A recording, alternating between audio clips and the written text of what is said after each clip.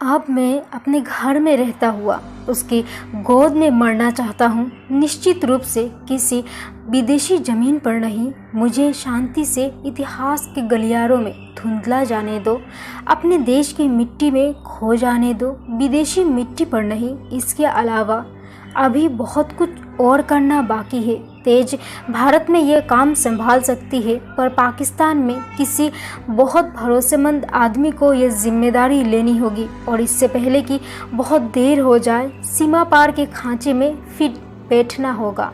हमारे पास और किसी बात के लिए वक्त नहीं है, और मेरी सेहत के लिए तो बिल्कुल भी नहीं। तेज के हाथ से चाय का प्याला लेते हुए मीर ने अपने दोस्त की तरफ देखा। वो जानता था कि रो के लिए हिदायत कितना ज़रूरी था। उसकी मौत से जो खालीपन आएगा वो उससे भी परिचित था। इतने कम समय में हिदायत जैसा भरोसेमंद आदमी ढूंढ पाना एक असंभव कार्य था। वो चाहता था कि हिदायत ठीक हो जाए, इसीलिए इस उम्मीद में कि वो इलाज के लिए अमेरिका चला जाएगा उसने दबाव बढ़ाया। हिदायत, मुझे डर है कि हमारे पास ऐसा कोई आदमी नहीं है जो तुम्हारी जगह ले सके। इसके अलावा पाकिस्तानी भी इतनी जल्दी किसी और पर भरोसा नहीं कर सकेंगे, उन्हें फौरन शक हो जाएगा। तुम्हारी देख रेख में कार्रवाई तुम्हारे व्यवसाय की छत्र छाया में ऐसी ही चलती रहेगी। इससे वक्त एक छोटी गलती का मतलब भी पूरे नेटवर्क का अंत होना होगा, जिसे तुमने इतनी मेहनत से इतने सालों में बनाया है। इसका मतलब हमारे अनेक संपर्क सूत्रों की जिंदगी खतरे में भी डालना होगा, जिसका जोखिम हम इस हालत में नहीं उठा सकते। इसीलिए सबसे अच्छा ये होगा कि हम मामला स्थगित कर दें और तुम इलाज के लिए अमेरिका चले जाओ। तुम देश के लिए अपने हिस्से से कहीं ज़्यादा कर चुके हो। अब तुम हमें अपनी सेहत की लड़ाई में अपना साथ देने दो। मैं अमेरिका के सबसे अच्छे डॉक्टरों से बात कर चुका हूँ, वे फौरन सर्जरी का सुझाव दिए हैं। हमारे पास एक मौका है जिसका फ़ायदा हमें उठाना ही चाहिए।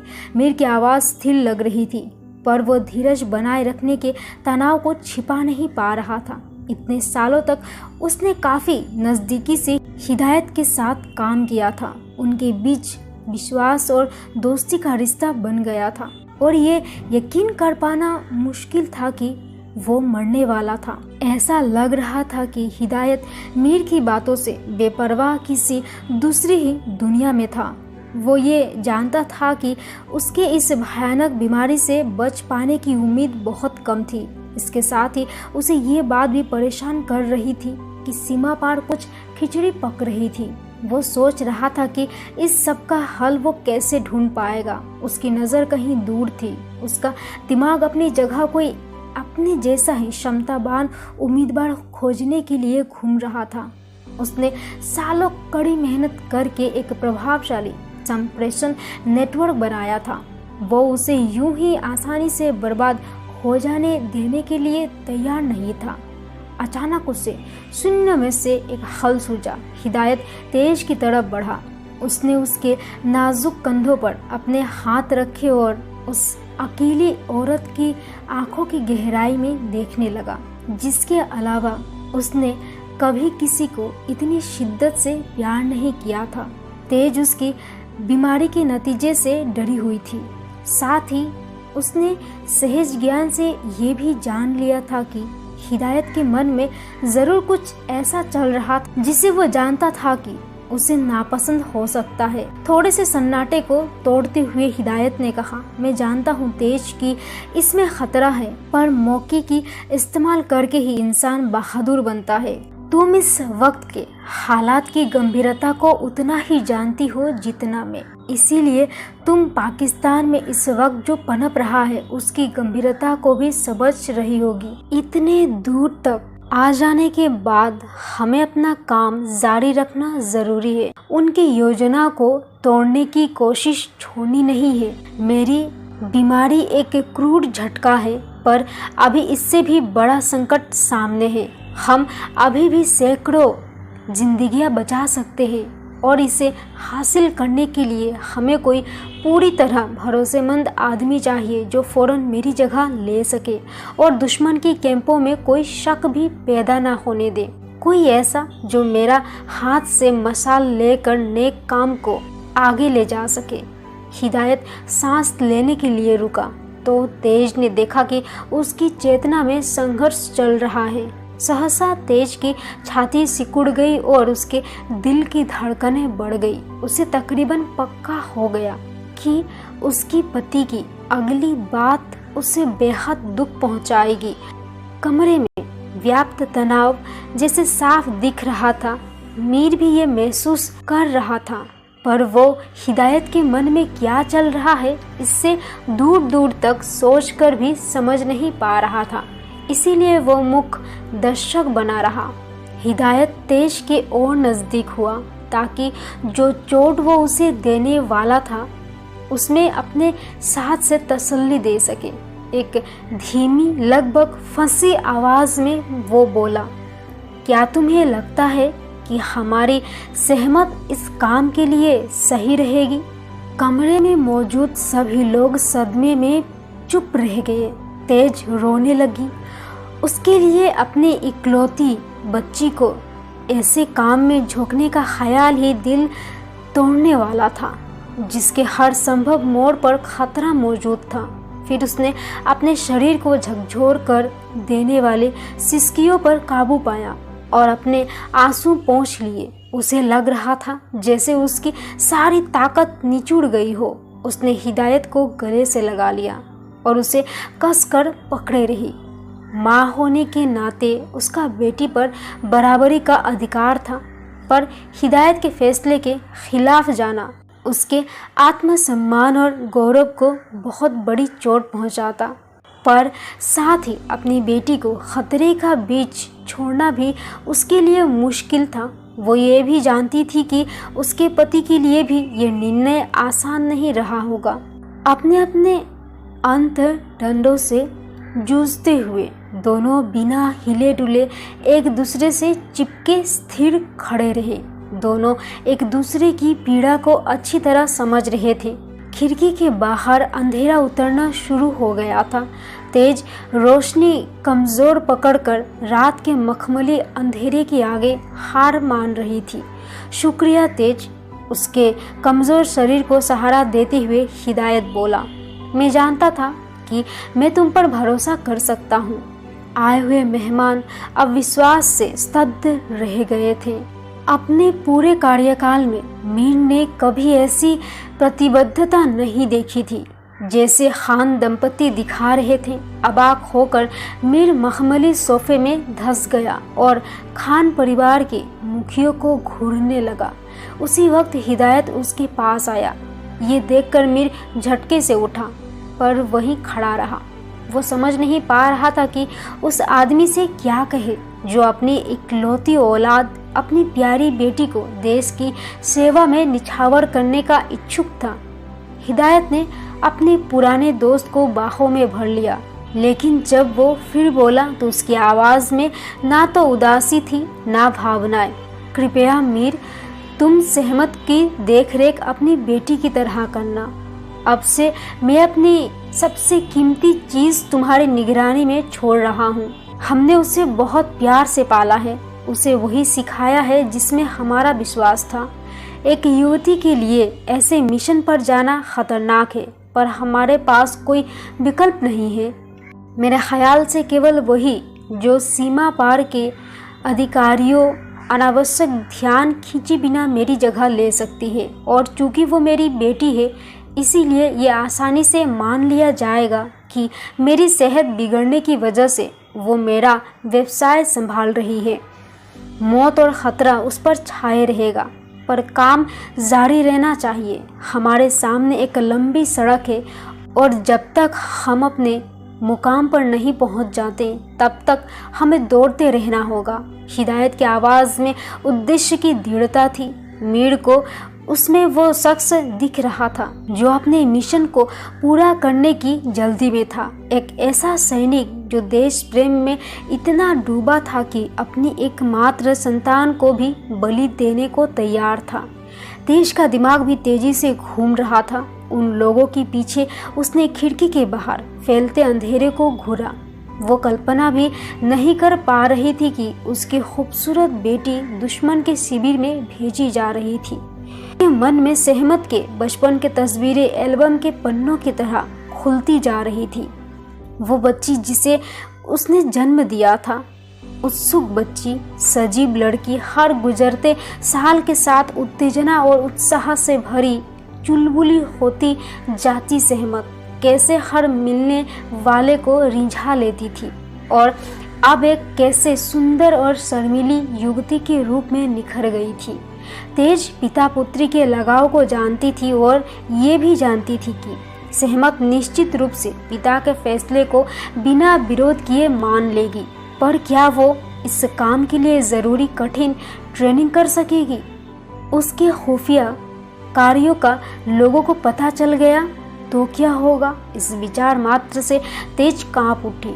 उसका मन कई दिशाओं में दौड़ रहा था, पर बहस के लिए एक भी मजबूत बहाना नहीं मिल रहा था।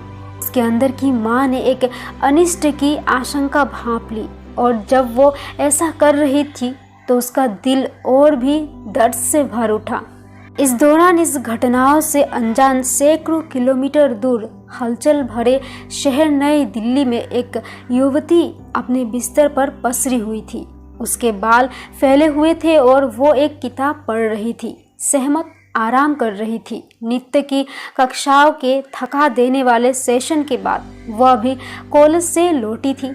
अब वो सिवाय पढ़ने के और कुछ करना नहीं चाहती थी। उस रोचक किताब का पन्ना पलटकर उसने अपने बिस्तर के पास रखी घड़ी की तरफ देखा। उसने पाया कि उसे शाम की सैर के लिए जाने में देर हो गई है, तो उसके मुंह से हल्की सी आह निकल गई। अपनी लंबी सुगर टांगों को झटके से नीचे करके सहमत ने अपने पाँव स्लीपर में डाले और गुसलखाने की तरफ बढ़ गई। गुसलखाना उसकी रूममेट मिताली के साथ साझा था। वो दोनों सहपाठी थी और दोनों शास्त्रीय नृत्य में रुचि रखती थी, पर समानता यहीं खत्म हो जाती थी। जहाँ मिताली नाम और पहचान बनाने की इच्छा से प्रेरित एक निपुण नर्तकी बनी थी, वही नृत्य सहमत का शौक था। उसके हाथ और पैर बाकी शरीर के साथ एक कुशल समन्वय में चलते थे, क्योंकि उसकी आत्मा उन्हें निर्देशित करती थी। नृत्य उसके लिए रोज की जाने वाली प्रार्थना की तरह थी, जो उसे पूर्णता का एक एहसास देता था। हालांकि दोनों एक ही कमरे में रहती थी, पर इतनी करीब नहीं थी जितना आमतौर पर हॉस्टल में साथ रहने वाली लड़कियां हो जाती है। मिताली बहुमुखी थी, जबकि सहमत अंतर्मुखी थी और लोगों से खुलने में लंबा वक्त लेती थी। मिताली मझले कद की और शहद के रंग की थी। सहमत लंबी गोरी थी, जिसकी चमकदार त्वचा जरा से उत्तेजना से भी चुकंदर जैसी लाल हो जाती थी। उसकी गहरी नीली आंखों से उसका गहरा आत्मविश्वास, साहस और संकल्प झलकता था। सहमत को देखने से लगता था जैसे किसी चलती फिरती कविता को देख रहे हो। घाटी के लोग में आमतौर पर पाए जाने वाला उसका दुधिया रंग और तीखा नैन नक्शा असाधारण था। उसकी सहज चाल ढाल ये आभास देती थी मानो वो चल नहीं बल्कि उड़ रही हो। देखने वालों को लगता था मानो वो इस दुनिया की ना होकर स्वर्ग से उतरी हो। उसकी सबसे बड़ी संपत्ति उसकी बड़ी बड़ी हिरनी जैसी गहरी नीली आँखें थी, जिसमें चतुराई, बुद्धि और कभी कभी शैतानी चमकती थी। स्वाभाविक रूप से सहमत कॉलेज में सबसे ज़्यादा लोकप्रिय थी। लड़कों में जहाँ उसका ध्यान खींचने की होड़ रहती थी, वहीं लड़कियां ये नहीं समझ पाती थी कि ऐसे सौंदर्य और विनम्रता पर कैसे प्रतिक्रिया दें। इस तथ्य के बावजूद कि आसपास मीलों के दायरे में वो सबसे सुंदर युवती थी, पर अपने सौंदर्य का अभिमान नहीं करती थी। वो जानबूझकर साधारण ढीले कपड़े पहनती थी, जिससे बेवजह किसी की ध्यान आकर्षित ना करे। वो मेलजोल बढ़ाने से बचती थी और ज़्यादा दोस्त नहीं बनाती थी। बहुत लोग सोचते थे कि घाटी में उसका कोई बॉयफ्रेंड होगा, तभी वो यहाँ के लड़कों को बढ़ावा नहीं देती। सिर्फ उसकी करीबी सखियां जानती थी कि सहमत का कोई पुरुष दोस्त नहीं था। अपने माता पिता को देखकर वो जान गई थी कि सच्चा प्यार पवित्र होता है और अस्तित्व में मौजूद होता है। उसे भी ये विश्वास था कि एक दिन वो उसके सामने आएगा। उसके मन में बिल्कुल स्पष्ट था कि वो कैसे आदमी से प्यार करेगी। उसे वो अपने सपनों में अपनी तरफ आता हुआ और अपने जीवन में अर्थ, प्यार और ताकत भरता हुआ देखती थी। वो जानती थी कि वो उसे उठाकर इस मामूली दुनिया से दूर स्वर्ग ले जाएगा। हालांकि उसके मन में अपने सपनों के आदमी की खूबियों से भरी एक पूर्ण तस्वीर थी, पर उसका चेहरा उसे नहीं दिखता था। पर सहमत इंतजार करने को तैयार थी। उसकी सहेलियां अक्सर उसकी कल्पना की हंसी उड़ाती थी, पर उसे यकीन था कि वो तय जगह पर तय वक्त पर जरूर आएगा। वो नहीं जानती थी कि उसके भाग्य में क्या बधा था। कॉलेज के सालाना उत्सव के दौरान किस्मत ने उसे अभिनव से मिलवाया। अभी, जैसा कि उसके दोस्त उसे प्यार से पुकारते थे, दिल्ली के एक समृद्ध और प्रभावशाली परिवार का था। लंबा और हष्ट-पुष्ट, अभी किसी रोमांटिक उपन्यास के हीरो जैसा दिखता था। युवतियां उसका ध्यान आकर्षित करने की कोशिश करती थी, पर असफल रहती थी। कुछ उसकी मार डालने वाले खूबसूरती पर फिदा थी, तो कुछ उसके मोटे बैंक बैलेंस की तरफ ज़्यादा आकर्षित थी। हालांकि पूरा कैंपस उस पर लट्टू था। वो अपने में ही डूबा रहता था। क्लास में भी अक्सर वो आखिरी बेंच पर बैठता था। कोई नहीं जानता था कि अक्सर अभी नोट्स लिखने के बजाय अपने दिल की भावनाओं को कविता के रूप देता था, जिनका विषय एक ही था, खूबसूरत अप्राय सहमत। वो उसकी देवी सौंदर्य पर मुग्ध था और ज़्यादातर उसका वर्णन उस कश्मीरी राजकुमारी के रूप में करता था जो एक पराये शहर में आकर अपनी पहचान खो बैठी थी। कई दफ़ा सहमत उसे अपनी तरफ अजीब तरह से देखता पाती थी। दूसरे लोगों के नज़रें जहां उसे असहज कर देती थी, वहीं अभी की दृष्टि अलग थी। उसकी आंखें सहमत की आत्मा में धंस जाती थी और कई जवाब मांगने लगती थी। अपने सहज ज्ञान से सहमत अपने से, उसकी दिलचस्पी से परिचित थी। उसे भी ऐसा ही महसूस होता था, पर उसने जल्दी ना करने का दृढ़ निश्चय किया हुआ था। एक शाम सूरज डूबने वाला था। सहमत नज़दीकी पार्क में नियमित सैर के लिए गई हुई थी। नारंगी सूरज काले नीले आसमान में अपनी रंगत बिखेर रहा था। वो अपने ट्रैक सूट में तेज कदमों से चल रही थी। अभी एक पेड़ के पीछे खड़ा था जहां उसे कोई नहीं देख सकता था। पार्क में वो उसके रोजाना खड़े होने का जगह थी, जहां से वो अपनी राजकुमारी को ट्रैक पर चलते देखा करता था। अचानक सहमत रुकी और जिस वजह से लड़खड़ाई थी, उसे देखने के लिए झुकी। अभी भी उसे नज़दीकी से देखने के लिए अपनी जगह पर झुका। वो एक गिलहरी का बच्चा था जिस पर सहमत का पैर पड़ने वाला था। उसने नरमी से उठाया और रास्ते से हटाकर एक झाड़ी के पास प्यार से रख दिया ताकि वो सैर करने वालों के पैरों के नीचे आने से बची रहे। अपनी उंगलियों से उस जीभ को सहजता और आराम से उठाते हुए उसकी आंखें प्यार और कोमलता से चमक रही थी। उसका संबंध गहरा रहा होगा क्योंकि गिलहरी के बच्चे ने विरोध का कोई संकेत नहीं दिया। अभी ने जो कुछ देखा वो उसके लिए यथार्थ से परे था। उसका गला रुध गया। अस्त होते सूरज की किरणें सहमत के गहरे मोहंगिनी रंग के बालों पर चमक के साथ प्रतिबिंबित हो रही थी और वो उसे परी जैसा स्वरूप प्रदान कर रही थी। अभी को लगा जैसे उस पर जादू कर दिया गया हो। पहले भी वो अक्सर सहमत के बारे में सोचता रहता था। उसका धर्म अभी के धर्म से अलग था, जिसके गहरे सामाजिक नतीजे हो सकते थे क्योंकि वो एक कट्टर हिंदू परिवार से था। पर उस पल उसने सब कुछ अलग रख दिया और सच्चाई को जाना। अभी ने फैसला कर लिया कि वो या तो सहमत से शादी करेगा या शादी नहीं करेगा। कॉलेज में होने वाले वार्षिक उत्सव के लिए सभी छात्र जोर शोर से तैयारी कर रहे थे। उत्सव का मुख्य आकर्षक नृत्य प्रतियोगिता थी। कुछ सालों से ये प्रतियोगिता छात्रों में बहुत लोकप्रिय हो गई थी। शहर की जानी मानी हस्तियां इसकी निर्णायक बनती थी। इसीलिए ये प्रतियोगिता कॉलेज के साथ साथ सहभागियों के लिए भी प्रतिष्ठा और गौरव के प्रतीक बन गई थी। हर साल कॉलेज प्रशासन एक कमेटी बनाता था जो सहभागियों और दूसरे कॉलेजों के प्रतिनिधियों से जुड़ा काम देखता था। प्रतियोगिता के लिए निर्णायकों का चुनाव बहुत सावधानी से किया जाता था। कॉलेज के प्रिंसिपल रामनरेश माथुर की इस विषय में घबराहट समझी जा सकती थी। ये उनका इस पद पर आखिरी साल था। वे चाहते थे कि ये कार्यक्रम सबकी उम्मीदों से भी ज़्यादा सफल हो। समारोह की भारी सफलता से वे अपनी सेवाएं 1 साल बढ़ाए जाने का अनुरोध स्वीकार किए जाने की उम्मीद कर सकते थे।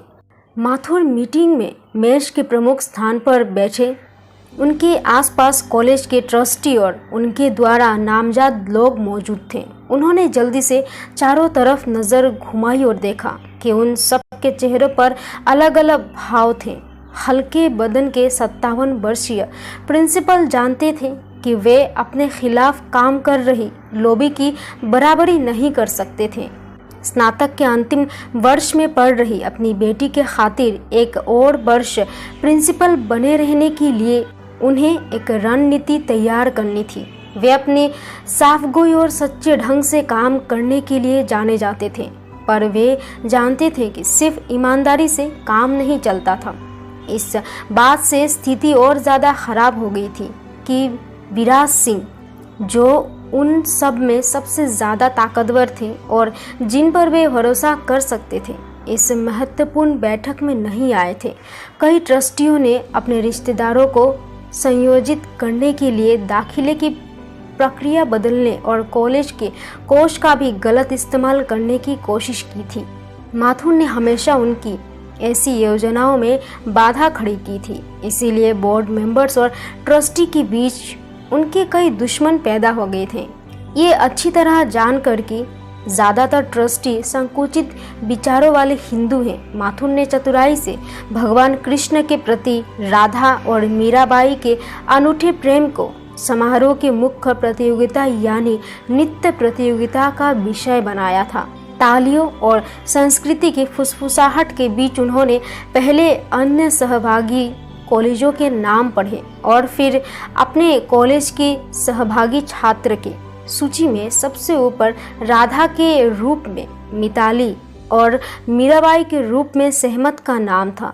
वे अपनी सीट पर बैठने ही वाले थे कि सबसे पुराने और बखेड़ा खड़ा करने वाले ट्रस्टी में से एक AB शास्त्री ने हस्तक्षेप किया। उनकी तीखी नाक के सुर की आवाज में व्यंग भरा था।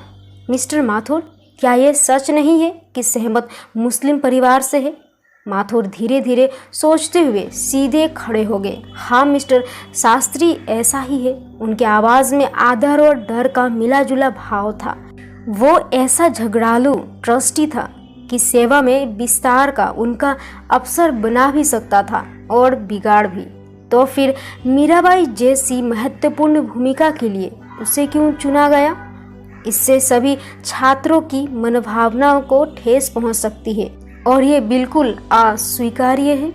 बहुत से हिंदू छात्र नाराज होकर विरोध में सड़क पर उतर सकते हैं। हमें ऐसे छात्रों का चुनाव करना चाहिए जो हिंदू परिवार से हो और मीराबाई के चरित्र से जुड़ सके।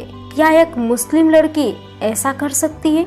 हमें किसी और को लेना होगा, वरना कहीं हम अपने ही लोगों की नज़र में मजाक बनकर ना रह जाएं।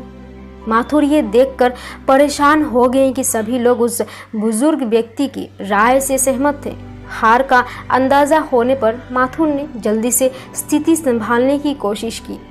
अगर सभी ट्रस्टी शास्त्री जी की राय से सहमत हैं, तो हमारे पास मीराबाई की भूमिका के लिए किसी और छात्र को चुनने के अलावा कोई और विकल्प नहीं है। अच्छा, धन्यवाद, क्योंकि अक्सर आप हमारे सुझाव या विचारों से सहमत नहीं होते। माथुर के मन में सहमत को लेकर एक टीस उभरी। उन्होंने ऑडिशन देखे थे और दूसरे उम्मीदवारों में से कोई भी दूर दूर तक सहमत की बराबरी नहीं कर सकते थे। इधर उनके मन में संघर्ष चल रहा था और उधर ट्रस्टी चाय नाश्ता खत्म करने में लगे थे। जल्दी ही कागज समेटने और कुर्सियां खिसकाने की आवाज आने लगी, क्योंकि सब निकलने की तैयारी में थे। अचानक एक नरम लेकिन मजबूत युवा आवाज ने उन्हें रुकने के लिए कहा, और हमें ऐसा क्यों करना चाहिए?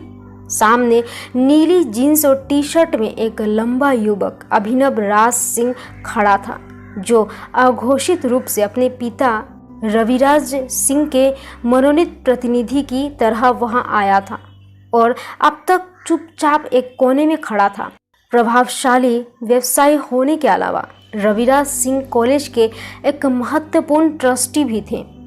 उनके आदर्श, सिद्धांत और लोक प्रकारी बहुत प्रसिद्ध थे। कमेटी के प्राय सभी लोग उनका आदर भी करते थे और उनसे डरते भी थे। इस तरह की मीटिंग में माथुर जी उनसे समर्थन की उम्मीद रखते थे और अपने सेवा विस्तार में भी। कमेटी के सदस्य अपने सामूहिक निर्णय पर सवाल उठाने वाले उस युवक की दुस्साहस से खुश नहीं थे, पर साथ ही वे रविराज सिंह के विशाल व्यावसायिक साम्राज्य के वारिस की नाराजगी के नतीजे से भी वाकिफ थे। अपने रुख को बदलते हुए उन्होंने युवक का मीटिंग में स्वागत किया। अभी पहली खाली कुर्सी की तरफ बढ़ा। उसका भावहीन चेहरा इस सच को छिपा रहा था कि उसका दिल सीने में बेतहाशा धड़क रहा था। उसके शारीरिक हाव भाव से उसकी घबराहट का पता चल रहा था, पर उसकी आंखों की शक्ति इस बात का संकेत दे रही थी कि वो किसी खास मकसद से इस मीटिंग में आया था। थोड़ा झुककर उसने सभी लोगों पर एक निगाह डाली और फिर अपना आश्वासन शुरू किया। हमने कब से अपने कॉलेज में सांस्कृतिक भेदभाव शुरू कर दिया? क्या आपको नहीं लगता सर कि हम अपने इतने अच्छे शिक्षित संस्था की धर्मनिरपेक्ष बुनावट को तोड़कर उसके प्रतिष्ठा को भारी नुकसान पहुंचाएंगे? क्या हमें ऐसे मामलों में राजनीति करते और धर्म के आधार पर भेदभाव करते दिखना चाहिए? कक्ष में पल भर के लिए सन्नाटा छा गया। जो लोग बड़े सिंह साहब को जानते थे वे कसम खा सकते थे कि ये बेटा नहीं बाप ही बोल रहा था। छत के पंखों के घूमने की धीमी आवाज उस सन्नाटे में गूंज रही थी, पर वे इतने कारगर नहीं थे कि सदस्यों के, खास तौर पर शास्त्री जी की माथे का पसीना सुखा पाते। अभी की अंतर्दृष्टि दृढ़, विवेकपूर्ण और तर्क संगत था। उसके शब्दों ने ट्रस्टियों पर उलझन भरी कठिन परिस्थिति में डाल दिया था। शास्त्री ने बोलने के लिए हिम्मत जुटाई। वे जानते थे कि वे संरक्षक के उनके बेटे के जरिए भी नाराज नहीं कर सकते थे। मैंने तो सिर्फ एक सुझाव दिया था, अभिनव, अगर कमेटी को लगता है कि सहमत इतनी महत्वपूर्ण और गौरवशाली भूमिका के साथ न्याय कर सकती है तो चलने दे, जैसे कि जहरीले सांप ने डस लिया हो। शास्त्री जी की आवाज अपनी दृढ़ता और प्रभाव खो चुकी थी। माथुर ने यह बदलाव देखते ही जल्दी से मौका लपक लिया। तो हम सहमत को चुन सकते हैं। प्रिंसिपल की आवाज में थोड़ा रोब लौट आया। हालांकि वे निष्पक्ष और तटस्थ दिख रहे थे, पर अंदर बड़ी राहत महसूस कर रहे थे कि एक योग्य छात्र को अपना हुनर दिखाने का मौका मिलेगा। कुछ ही पलों में ट्रस्टी की आंधे मन से भरी हामी ने सहमत के पक्ष में फैसले पर मुहर लगा दी।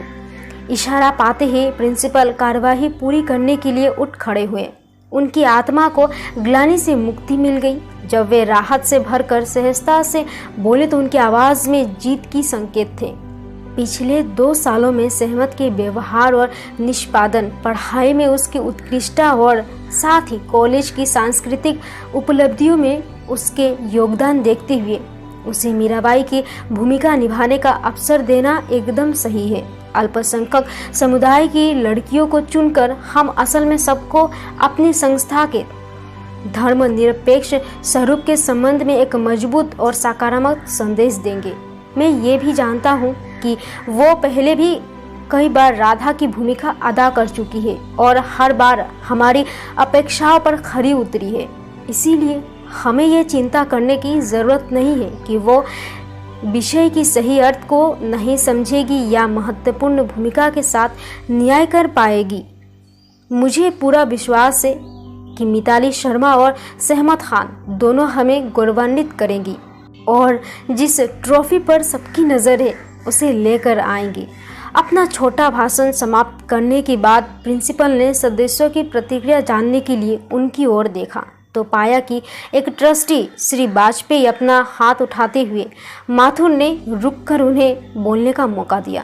प्रिंसिपल जी, मैं आपकी बात से सहमत हूँ। अभिनव ने एक सही मुद्दा उठाया है और मैं उसका समर्थन करता हूँ। वाजपेयी जी ने खुशामदी स्वर में कहा। वे भी अपने अस्तित्व के लिए अभी के पिता के ऋणी थे और अपनी वफादारी दिखाने का मौका खोना नहीं चाहते थे। मीटिंग आम औपचारिकताओं के साथ खत्म हो गई। सहमत के चुनाव में अपनी भूमिका गुप्त रखने का निश्चय कर अभी कमेटी के कमरे से चाय पिए बिना निकल आया। सहमत खान कट्टर कश्मीरी पंडित की असहमति के स्वर से परिचित थी। मुसलमान होने के नाते उसे इस अहम भूमिका के लिए चुने जाने की उम्मीद नहीं थी। जब उसने नोटिस बोर्ड पर लगे नोटिस में मुख्य भूमिका के लिए बड़े अक्षरों में अपना नाम लिखे देखा तो वह खुशी से उछल पड़ी। वह बहुत भाव विभोर हो गई। उसकी आंखों से आंसू की एक बूंद टपक गई। उसकी सखियों ने तालियां बजाई और कसकर उसे गले लगा लिया। खुशी के इस माहौल में सहमत का ध्यान गलियारों के खंबे के पीछे मुस्कुराते और उसकी खुशी का आनंद उठाते अभी पर नहीं गया। प्रफुल्लित होकर वो सहमत को अपनी सहेलियों के साथ जाते हुए तब तक देखता रहा जब तक कि वो गलियारा पार नहीं कर गई। सहमत बचपन से अपनी माँ को भगवान कृष्ण की पूजा करते और मीराबाई के भजन गाते देखती सुनती रही थी। स्कूल और कॉलेज में राधा की भूमिका निभाना आसान था, पर मीरा की भूमिका निभाना और साथ ही अपने आलोचकों को सही जवाब देना एक चुनौती थी जिसे वो लेने के लिए उत्सुक थी। चरित्र की आत्मा में उतरने के लिए सहमत ने कॉलेज के लाइब्रेरी में उपलब्ध समस्त साहित्य पढ़ते हुए घंटों बिताए थे और उन्मत्त की तरह अपनी भूमिका का रिहर्सल किया था। आखिर प्रतियोगिता के दिन आ गया। सहमत के पेट में उथल पुथल हो रही थी। वो जोगन के रूप में हल्के भगवा रंग की सूती साड़ी पहने हाथ में एक छोटा दुतारा पकड़े मंच पर आई। दूसरी तरफ से मिताली आई जो राधा के रूप में सजी थी। सहमत की साधारण पोशाक की तुलना में मिताली की पोशाक चमकीली थी और वो जेवर आदि से सजी थी। दोनों नर्तकियों ने लबालब भरे हॉल में मन से दर्शकों को परंपरागत ढंग से हाथ जोड़कर नमस्कार किया। सीटियों और आवाज़ों के बीच दर्शकों ने जोर से तालियां बजानी शुरू कर दी। वे तब तक तालियां बजाते रहे जब तक कि नर्तकियों ने मंच पर अपनी जगह नहीं ले ली। पृष्ठभूमि में संगीत धीमे धीमे बजने लगा और दोनों नर्तकियों की लय पकड़ लेने पर अपने चरम पर पहुंच गया। भजन की आवाज़ तेज होकर हॉल में फैलने लगी। धीरे धीरे दोनों प्रतियोगिता की गति बढ़ने लगी और वे भजन के भाव भरे शब्दों के लय के अनुरूप ताल में नाचने लगी। यह आसानी से देखा जा सकता था कि दोनों लड़कियां दर्शकों और निर्णायकों की मन पर अपना स्थायी प्रभाव छोड़ने में कोई कसर नहीं छोड़ रही थी। लगभग पेशेवर की तरह नाचती मिताली ये जता दे रही थी कि वो प्रतियोगिता में जीतने के लिए नाच रही है। दर्शक भगवान कृष्ण से उसकी देवी कृपा की कामना करते हुए हवा में लहराते उसके कोमल हाथों की मुद्राएं देखकर मंत्रमुग्ध थे। वो बांसुरी पकड़कर कलामुक्त रूप से कृष्ण के चारों ओर चक्कर लगाकर कभी धकेल कर, कभी ठोहक मारकर तो कभी फुसलाकर अपनी मांग पूरी करवाने की कोशिश कर रही थी। उसका सुंदर सुचार नृत्य ने दर्शकों को मोहित कर दिया था। उसकी रंग बिरंगी पोशाक नृत्य के आकर्षण को और अधिक बढ़ा रही थी। दर्शक उत्तेजना से कुर्सियों के किनारे खिसक आए थे। सहमत के लिए चुनौती उसके ख्याल से कहीं ज्यादा कठिन थी। हालांकि दोनों में सहमत ज्यादा आकर्षित थी, पर मिताली के दोष रहित प्रदर्शन ने सफलतापूर्वक निर्णायकों और दर्शकों की तालियां बटोरी थी। फिर भी सहमत ने हिम्मत नहीं हारी। एक सहज नर्तकी होने के कारण उसके अंग संचालन में आश्चर्यजनक निपुणता दिखाई दी। जैसे जैसे भजन आगे बढ़ता गया वैसे वैसे वो अनायास ही मीरा के चरित्र के साथ एकाकार होती गई, मानो देवी शक्तियों ने उसे मीराबाई के पौराणिक चरित्र में ढाल दिया हो। उसने भगवान कृष्ण को प्रसन्न करने के लिए अपना सर्वस्व न्यौछावर कर दिया था। उसने राधा के प्रति कोई ईर्ष्या या शत्रुता नहीं दिखाई, जिसके साथ कृष्ण का साथ लुका छिपा का आनंद ले रहे थे। बदले में प्यार मांगने वाली राधा की विपरीत मीरा बनी सहमत सिर्फ अपने प्रभु की एक झलक देखने की इच्छा रखती थी। ये जानते हुए भी कि सहमत उससे बेहतर है, मिताली उसे बराबरी की टक्कर दे रही थी। वो जिसके विरुद्ध खड़ी थी वो एक मुस्लिम परिवार से होते हुए भी एक महान चरित्र को पूरी तरह निभा रही थी। पर मिताली को किसी भी हालत में जीतना था। एक पारंपरिक ब्राह्मण परिवार की हिंदू लड़की होने के कारण वो किसी भी तरह सहमत खान से हारने को तैयार नहीं थी।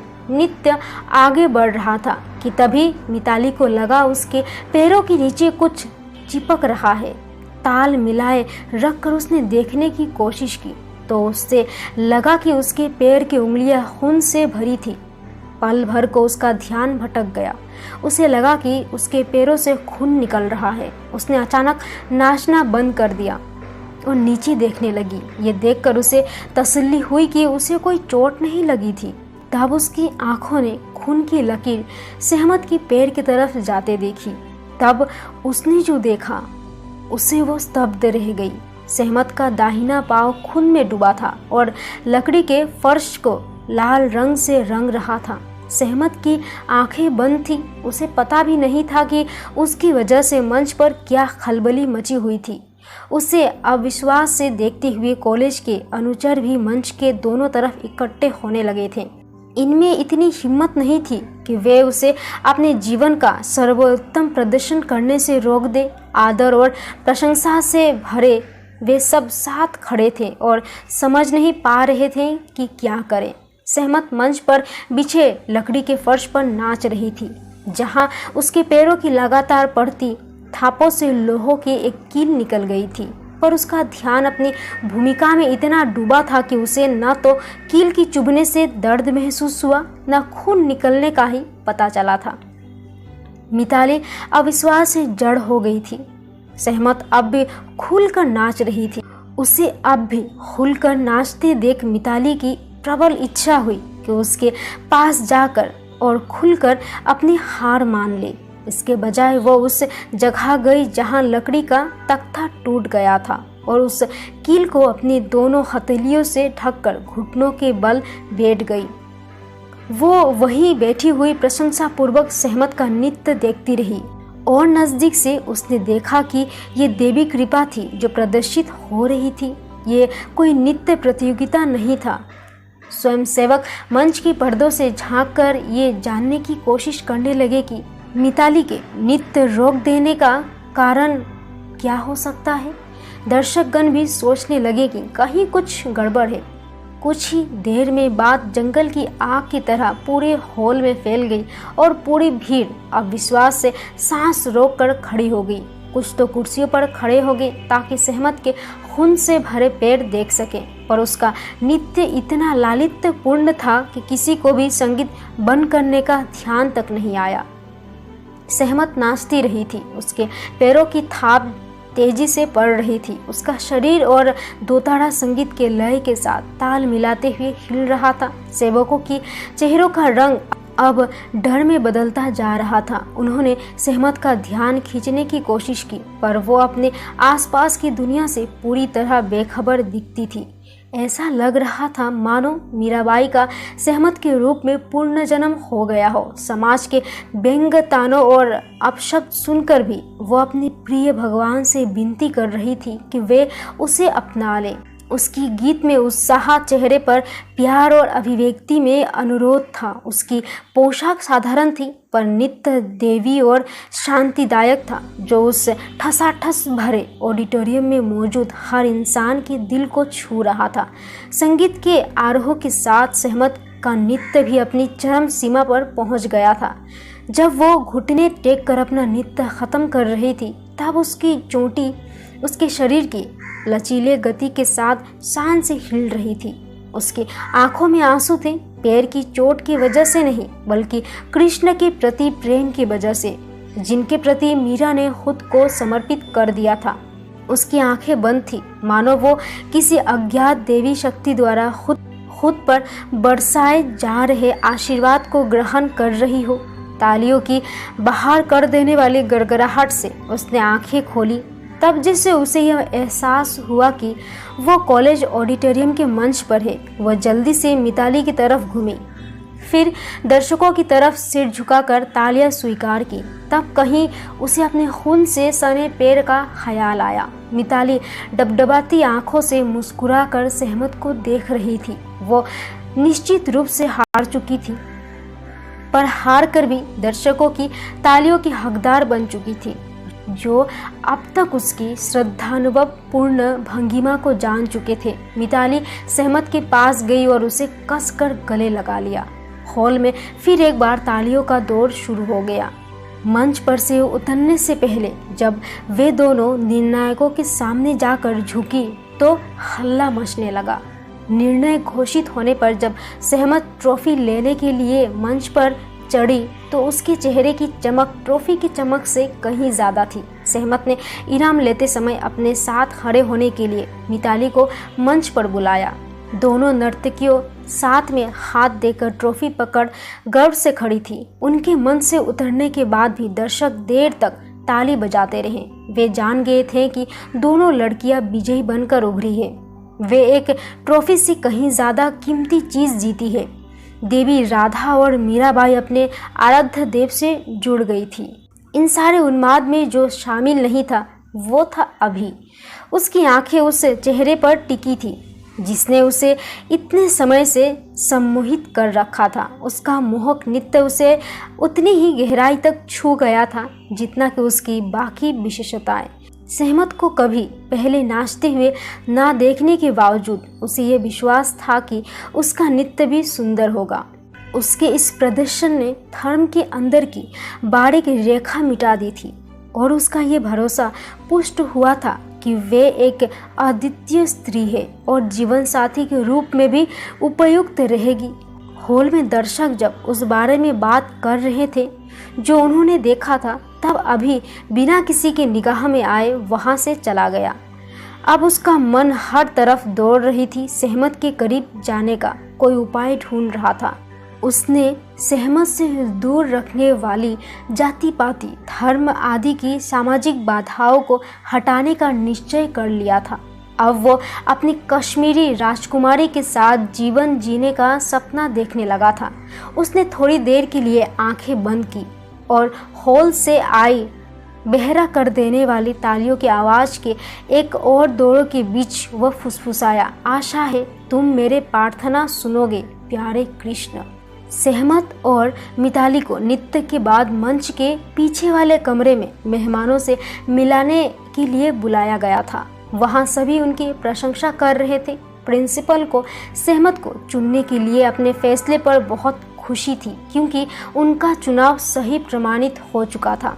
उन्होंने अपनी दाहिनी बाह सहमत के कंधे पर रखी और बोर्ड के सभी सदस्यों और निर्णायकों से उसे मिलवाया। वही ट्रस्टी जो पहले उसे प्रतियोगिता से निकलवाना चाहते थे अब उसे बधाई दे रहे थे। उसी समय पछताते हुए शास्त्री से सहमत को पता चला कि उन लोगों के विरोध के बावजूद अभी ने दखल देकर उसका चुनाव सुनिश्चित करवाया था।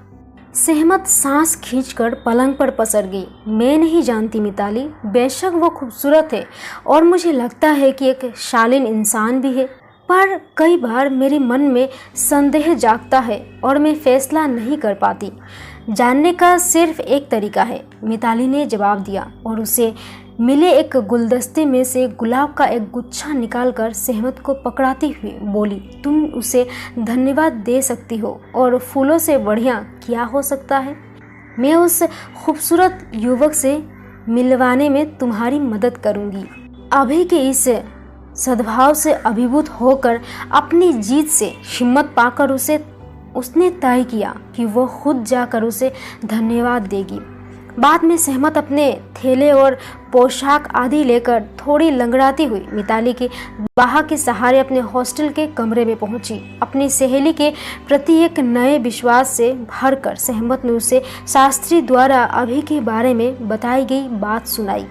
सहमत, तुम्हें उससे मिलना चाहिए। वैसे भी तुम जानती होगी कि वो तुम्हारी ओर आकर्षित है ना? मुझे नहीं पता मिताली, मैंने कई बार उसे खुद को देखते हुए देखा है, पर उस पर खासा ध्यान नहीं दिया, सहमत ने हिचकिचाते हुए कहा। मिताली ने अपने हाथ उसके कंधे पर रखे। मैं नहीं जानती कि ये सुनकर तुम्हारी क्या प्रतिक्रिया होगी, पर क्लास में सब जानते हैं कि वो तुम्हारे प्यार में पागल है। सच कहूँ तो पूरा कॉलेज जानता है, पर क्या तुम भी उसकी तरफ आकर्षित हो? सहमत सांस खींचकर पलंग पर पसर गई। मैं नहीं जानती। अगली सुबह कॉलेज में मिताली ने अपने खोजी कौशल से उस पकड़ में ना आने वाले अभी को ढूंढने में अपनी पूरी ताकत लगा दी। आखिर वो उसे लाइब्रेरी में दिखा। वो फौरन सहमत के पास गई, पर सहमत ये सुनते ही इतनी घबरा गई कि लगा जैसे रो देगी। मिताली ने उसे हिम्मत दिलाते हुए कहा, जाओ और अपने हीरो से मिल लो। मैं तुम दोनों की बातें सुनना चाहूँगी, पर अभी मुझे अपनी क्लास में जाना पड़ेगा। मैंने इस नृत्य के लिए काफ़ी क्लासेस छोड़ी है। इतना कहकर मिताली परेशान सहमत को अपने तरीके से सोचने के लिए छोड़कर चली गई। सहमत झिझकती हुई लाइब्रेरी में गई और अभी को ढूंढने लगी। उसे अंदर ही अंदर लग रहा था कि उसकी सफलता के पीछे अभी का हाथ था, इसीलिए उसे धन्यवाद देना उचित होगा। भले ही खुद उसे कितना भी अजीब लगे। उसने लाइब्रेरी में नीम अंधेरे में झांका। जहाँ तक उसकी नज़र जा रही थी उसका कोई निशान नहीं दिख रहा था। वो निराश होकर पास मुड़ने ही वाली थी, तभी हॉल के अंत में एक बड़ी मेज पर वो एक बड़ी सी कॉफ़ी टेबल बुक में सिर गाड़े बैठा दिखा। धीरे धीरे ये सोचते हुए वो उसकी तरफ बढ़ी कि वो उससे क्या और कैसे कहेगी। जब वो उसकी मेज के पास पहुंची तो उसने उसे मीराबाई नामक एक रंगीन पुस्तक में डूबे हुए देखा। अभी ने उसे तब तक नहीं देखा जब तक कि वो उसके सामने नहीं पहुंच गई, और आखिर जब उसने देखा तो उसे लगा मानो उस पर बिजली गिर गई हो। वो जल्दी से खड़ा हो गया। हाथ मिलाने के लिए उसका हाथ धीरे से पकड़ा और कोमलता तथा सावधानी से हिलाया। मैंने अपने जीवन में ये सबसे श्रेष्ठ नृत्य देखा। तुम निस्संदेह सर्वश्रेष्ठ हो। हार्दिक बधाई। अभी के मुंह से शब्द आसानी से निकल नहीं पा रहे थे। सहमत के अचानक आने से हुए सुखद आश्चर्य से वो सकपका गया था। बदले में सहमत मुस्कुराई। वो देख रही थी कि अभी तक भौचक्का सा था। उसने चुपचाप गुलदस्ता आगे बढ़ा दिया। अभी ने शालीनता से उसे स्वीकार कर लिया और उसके लिए कुर्सी आगे सरकाई। सहमत संकोच के साथ बैठ गई, पर उसे परेशान देखकर उसने खुद ही बात करने का फैसला किया। मैं किस तरह उस व्यक्ति को धन्यवाद दूं जिसने अनजान होते हुए भी किसी की मदद की और उसे जताना भी नहीं चाहता। कृपया मेरी मदद के लिए मेरी हार्दिक कृतज्ञता स्वीकार करें। आपकी सहायता के बिना मैं अपने जीवन के इस सबसे बड़े पल को हासिल न कर पाती। बहुत बहुत शुक्रिया। काश मैं भी किसी दिन आपकी इस उदारता का बदला चुका पाऊं। सहमत की धीमे तसल्ली बख्श शब्दों ने अभी के उत्साह को बढ़ा दिया। उसने तभी अपने मन में तय कर लिया कि वो दोस्ती का दिखावा किए बिना सीधे अपनी भावनाएं व्यक्त करेगा। वह उसे देखकर मुस्कुराया। सहमत ने ऐसी कोमल मुस्कान पहली बार देखी थी। वो खड़ा हो गया। उसने धीरे से गुलाब मेज पर रख दिए।